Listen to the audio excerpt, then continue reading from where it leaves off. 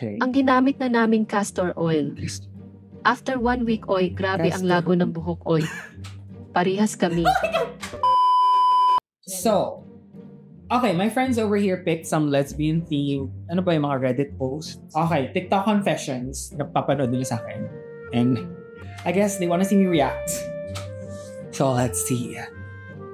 Call me PK Long, not my real name. Pahide naman po ng identity admin. Lahat kasi ng kakilala kong les, naka-like dito or naka-see first. Okay. May sikreto kasi kami ng lobby ko.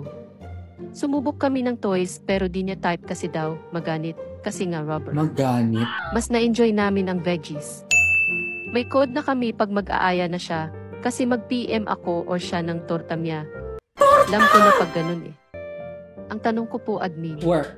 I'm not Pag judging. nagamit na ang veggie, kung gumamit naman kami ng trust, tapos hinugasan naman, pwede pa din ba yun isama sa ilulutong ulam? Nanghihinayang kasi kami, di naman naputol or lumambot eh, parang wala naman nangyari.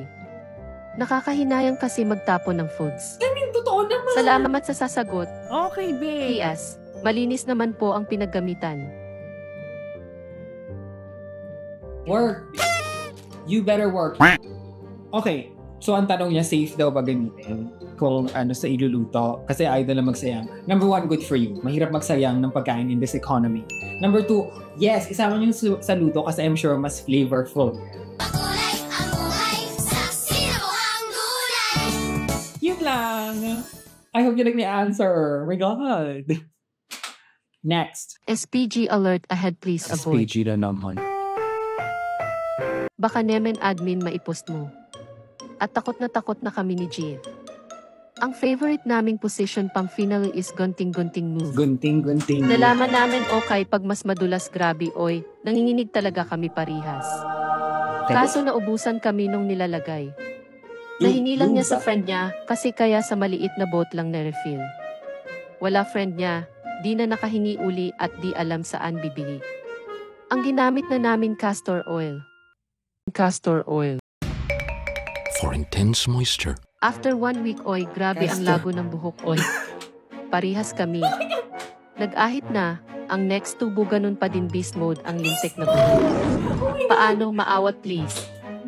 Send help. Castor oil ba naman bakla? Ay, tomboy pala. Ano ka ako sa inyo, Day? Girl. Madulas nga naman yun. Sige, go. Yan tuloy. Ano kami, forest kayo dyan. Ano ba yung castor oil? Question. Paano malaman na niloloko ka ng GF mo? Magka-live-in kasi kami. Yung apartment na tinitirhan namin, tabi-tabi yung mga units. Ako lang kasi ang nag-work sa aming dalawa. May katabi kasi kaming madilim na part. May abandonadong owner type jeep po. Lagi ko nakikita GF ko doon, kausap niya yung lalaki na kapitbahay. Lagi kasi nakaupo doon yung lalaki sa loob ng sasakyan. Nakatambay siya doon. Paggabi, talagang madilim sa part na yun. Laging nagsi-CRGF ko sa madaling araw. At sinundan ko siya isang beses. Pero wala siya sa CR namin. Kaya lumabas ako. Nakita ko siya galing siya sa owner jeep. Sabi niya, may white lady daw. Kaya nilapitan niya kung totoo. Di lang yun nangyari isang beses. Nakita ko siya nakaupo siya sa loob ng owner jeep. Tumatambay lang daw siya doon. Nagkukwentuhan lang daw sila ng kapitbahay tungkol sa showbiz. Pero bakit lagi siya nakaduster pag pupunta doon? Ayoko mag-isip ng masama kasi ang misis ng kapitbahay naka-wheelchair na. Ang sama kong iisipin. Pero napapadalas na kasi sila sa owner type jeep. Pwede yan sa MMK. Dear Charo. I mean, yun nga, benefit of the doubt, girl. Or samahan sa jeep. Or sumama ka sa jeep. Tama. Advice from the straight man. Sama ka sa jeep, daw. Tsaka bakit ba naman nakadal? Grabe yung pagdududo. We shouldn't be laughing. Magdadudo niyo sa duster. Eh bakit press ko yun? Pero kung feeling mo meron, confront na lang. Ask mo na lang, ano ba dahi? Because honesty is the best policy. Question. May kwento po ako na SPG. SPG na? Hirap mag-confess nang umiiyak ka. May karelasyon ako na mag 2 years na kami. Parehas kami na bisexual. Pero masanay siya na siya ang tinatrabaho. Kahit minsan gusto ko din naman lumigaya, nagpaparaya ako kasi mas mainit siya kaysa sa akin. Meaning, mas madalas siya ang nag-aaya. Magugulat na lang ako minsan wala na siyang suot at naka-open wide na. Wow! Okay, I love it. Naiingit ako talaga pag andun ako, nag-eat ng salad niya. Kasi may pagmisay pa siya madalas at kita mo sa mukha niya na masaya talaga siya. Kaya sabi ko, Bebs, gusto ko din sana kainin mo ang salad ko. Wow! Kahit minsan lang, kahit 5 minutes lang. At doon niya sinabi na never pa siya nakakain ng salad kasi nga natatakot daw siya sa lasa. Na-depress ako, admin. Di ko siya kinausap ng 2 days. At bumigay siya. Sabi, game daw, kakain na siya ng salad. Go! Naligo ako. Hinugasan ko ng mabuti mga gulay ko. As you Ginawa should. naman niya. Pero nakulangan ako sa galaw, kaya sinilip ko siya. Namumula mata niya na naluluha. Nagpipigil kasi siya na masuka. At maliit na dila lang niya nakalabas. Nainsulto ako noon. Pause mo. Pinatigil ko na. Naisip ko lang, maliit na dila lang yung nakalabas. I guess just to illustrate na hindi masyado nag-effort. Okay. Hindi niya kasi alam na nakita ko siya. Nakapikit kasi siya ng madiin. Nasusuka siya. Inamoy ko naman. Wala naman amoy. Amoy bagong hugas na gulay. Hindi lang daw siya sanay kumain ng soup doon. Masyado daw nagbabaha. Bakit naman siya? Halos pumasok na sa ilong ko. Wala naman akong reklamo. Pag mahal mo, di ba, kakayanin mo kumain kahit mahirap. Depende. Ba't naman ako nasasarapan sa lasa? Palagay nyo, baka Okay. hindi siya tunay na bay? Okay. Ito lang for me. I think when someone doesn't want to do anything sexually, regardless of like it's eating the salad or like, you know, having a hot dog sandwich, lahat naman yun valid. Like if there's something sexually you don't want to do, even when you're in a relationship, that's all valid.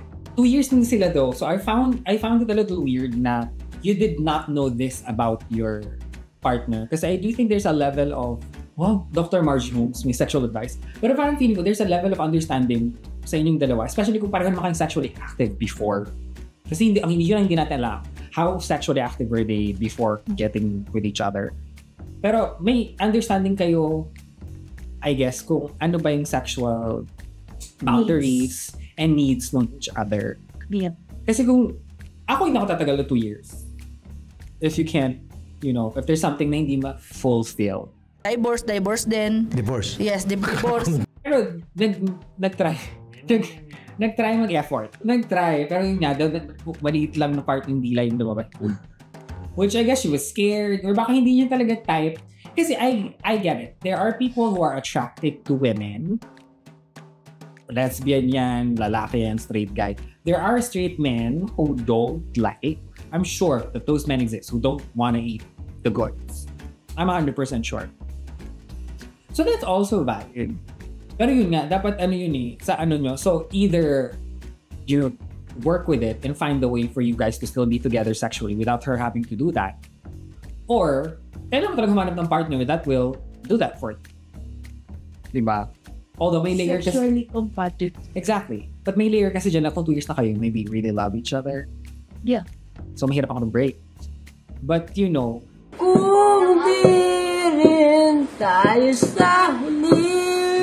Manghingi lang sana ako ng tulong. okay. Nag-live-in kami ng GF ko after 2 months niya ako sinagot.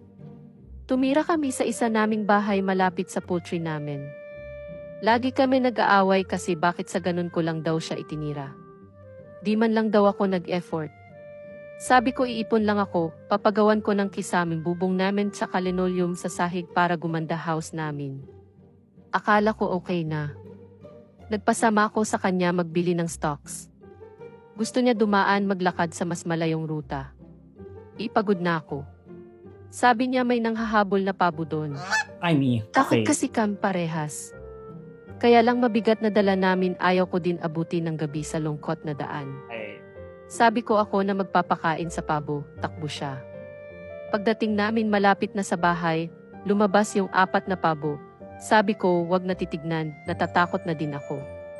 Diretso lang ang lakad. Very scary. Pagtapat namin bumuka yung buntot tapos tumakbo na kami. Akala ko kasunod ko siya, paglingon ko, nakikipag-away siya sa mga pabo tapos tumakbo na siya palayo.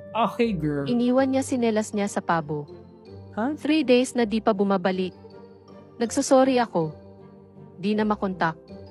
Baka way niya lang yun para layasan ako kasi pangit tirahan namin. Abo? Pangit buhay namin. Sana sinabi na lang niya diretso. Dapat ko pa ba siya hanapin at suyuin? Yung pabo ba dito, metaphor for something? Tumira sa poultry. I know, but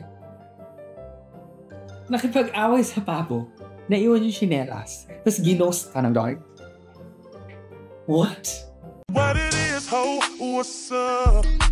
That is wild. Nakipag-away siya sa pabo. I think ang nangyari is inabol sila ng mga pabo out of nowhere. Right. Tapos, takot sila pareho. Tapos, nung parang eventually, inaway niya yung mga pabo. Pero siguro mid-away, parang I'm so done with this life. Baka. That's a great, that's a great sapphic point of view. Oo nga, baka like, this ano to, lalabanan ko yung pabo all my life. Okay. Oo nga naman. Pero I have experience with mga ganun sa mga pabo. They are aggressive. They're very aggressive talaga. So moral of the story, don't move near poultry.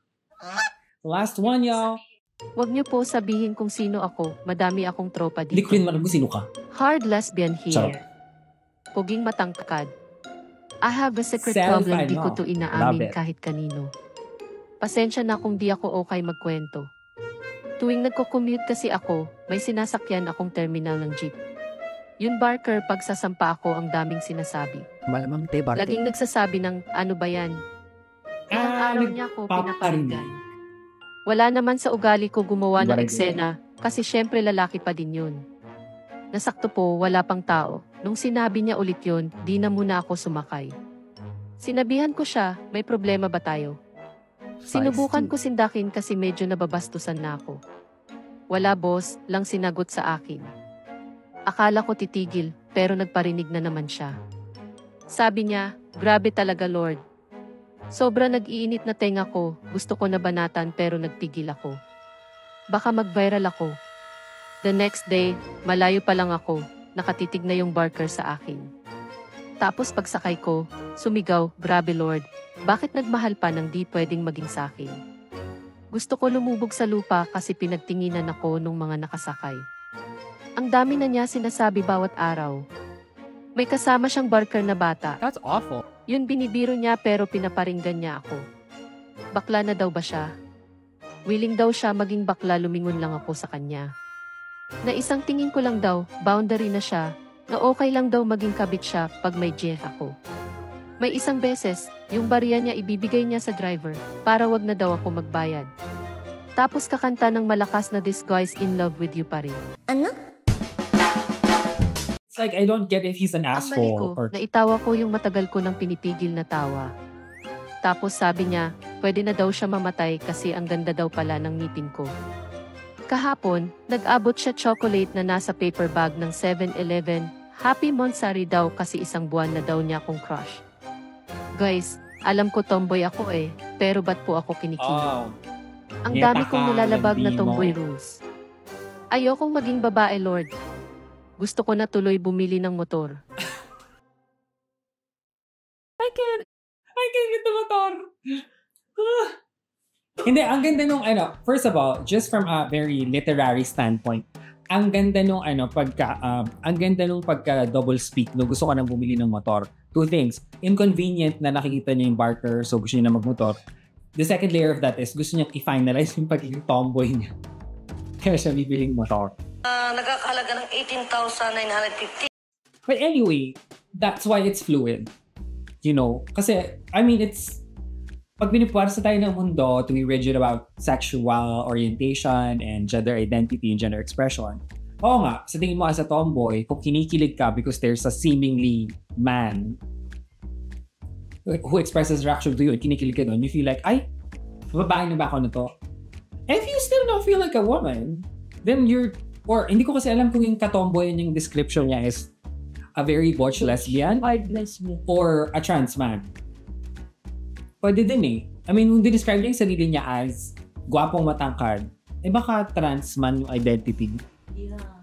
But Regardless. what I liked about that is yung Barker na romantic. Yeah. He would address the idea of like, he's in Bakla love na ba with a ako? guy. Right. Yeah. Which is another good thing. Kasi nga, I do think it's fluid. Because here's my hot take. Di ba, sexual orientation is who you're attracted to. Usually. But having said that, because I just think gender and sexual, those are really stupid too. So, just feel what you want to feel, man.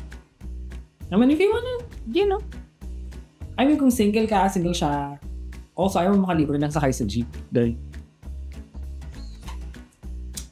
But I mean, if it's real, it's kind of cute, but also a great dissertation on gender and sexual orientation. So kung meron kang gusto mag-thesis, interviewin niyo siya. Magandang case study. And I thank you. So those were some sapphic concerns that we tried to address as someone who is not a lesbian, but is very lesbian adjacent. Masasaya naman yung kwento. I learned a lot. Pero ngayon gusto ko na kumain ng saran. Ano? Literally, mga reaction yun naman. And yes, that was it. We found those stories sa TikTok account na Les Pinay Confessions. So check yun yung account. Baka may marap yung interesting stories. And you can also suggest to us kung ano ba ang pwede namin basahin dito so I can like maybe watch it and be entertained and share my thoughts, I guess. But anyway, like and subscribe because ang hindi mag-like and subscribe, hahabuli ng pato. And I thank you. Goodbye.